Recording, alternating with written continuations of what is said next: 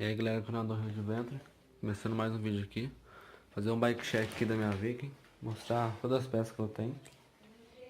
Banco, não sei a marca. Canote Absolute. Quadro Viking TUF 25 2018. Guidão da GTA pintado. Caixa de direção da Neco. Mesinha de downhill da GTU. Trocador de marcha e manete Shimano.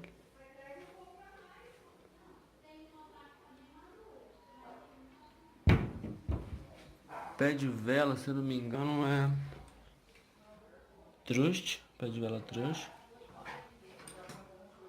Aro 26 VMAX pintado de preto. Os pedal GTS. Amortecedor de DH da Zoom invertida. Olha o tamanho. Pneu daquele grosso.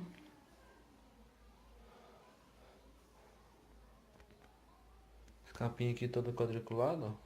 Tem umas que é preta, mas eu vou deixar quadriculado também.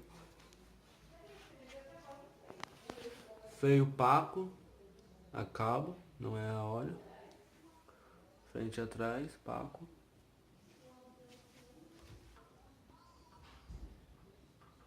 Marcha de trás, catraca normal.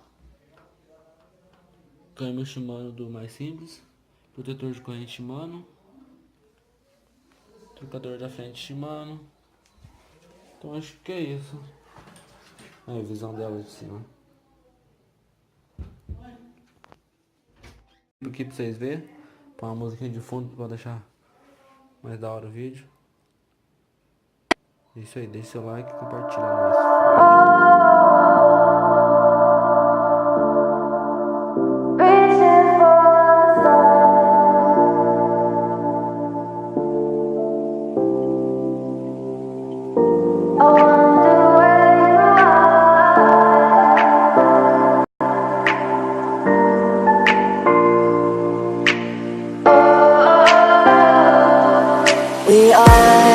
We are dreaming in the dark. We are nothing more than dust. Search but you stay lost.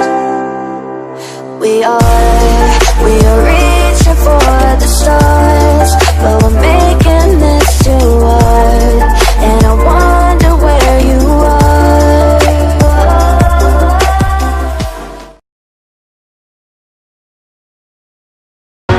Got me